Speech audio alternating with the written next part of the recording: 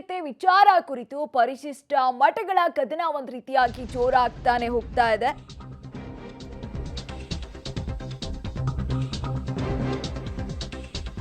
ಭಾವೈಕ್ಯತೆ ವಿಚಾರ ಕುರಿತು ಪರಿಶಿಷ್ಟ ಮಠಗಳ ಕದನ ಜೋರಾಗ್ತಾ ಇದೆ. ಶಿರಹಟ್ಟಿ ಫಕೀರೇಶ್ವರ ಮಠ, ತೋಟದಾರ್ಯ ಮಠ ವಿವಾದ ಕೂಡ ಈಗ ವಿವಾದವನ್ನ ಸೃಷ್ಟಿ ಮಾಡ್ತಾ ಇದೆ. ಮಸೀದಿ ಮಂದಿರಗಳಿಗೆ ತೋಟದಾರ್ಯ ಮಠ ಜಾಗ ಕೊಟ್ಟಿದೆ. ಭಾವೈಕ್ಯತೆ ಆಚರಣೆ ಮಾಡಿದ್ರೆ ತಪ್ಪೇನು ಅಂತ ಸಿದ್ದರಾಮ ಶ್ರೀಗಳು ಪ್ರಶ್ನೆಯನ್ನ ಮಾಡಿರುವಂಥದ್ದು. ಭಾವೈಕ್ಯತೆ ಅಂದ್ರೆ ಏನರ್ಥ? ನೂರಾರು ಜಾತಿ, ನೂರಾರು ಧರ್ಮ, ನಾವೆಲ್ಲರೂ ಕೂಡಿ ಬಾಳೋದೇ ಭಾವೈಕ್ಯತೆ. ಬರೀ ಹಿಂದೂ ಮುಸ್ಲಿಂ ಭಾವೈಕ್ಯತೆ ಅಷ್ಟೇ ಭಾವೈಕ್ಯತೆ ಅಲ್ಲ. ನಮ್ಮದು 500 ವರ್ಷದ ಇತಿಹಾಸನೇ ಇದೆ ರೀ. ನಾವು ಎಲ್ಲ ಧರ್ಮದವ್ರಿಗೂ ಕೂಡ ಎಲ್ಲ ರೀತಿಯಿಂದ ಮುಕ್ತವಾಗಿ ಸಹಾಯ ಮಾಡಿಕೊಂಡು ಸೌಹಾರ್ದತೆಯಿಂದನೇ ಬಂದಿವಲ್ಲ. ನಾವೇನು ಬೇರೆ ಧರ್ಮದವ್ರನ್ನ ತಿರಸ್ಕಾರ ಮಾಡ್ಕೊಂಡು ಅವ್ರನ್ನ ತೆಗೆದುಕೊಂತ ಬಂದಿವ?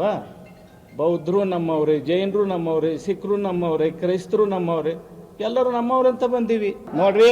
ಒಂದು ವಿಷಯ ಹೇಳ್ತೀನಿ, ಈಗ ಅವ್ರು ಮಾಡ್ಬೇಕನ್ನೋ ನಾವು ಏನೂ ಮಾಡೋಕ್ಕಾಗಲ್ಲ. ಆದರೂ ಕೂಡ ನಾವು ಇಲ್ಲಿ ಸರ್ಕಾರಿ ಅಧಿಕಾರಿಗಳಿಗೆ ನಾವು ಪ್ರಶ್ನೆ ಕೇಳಿದ್ವಿ.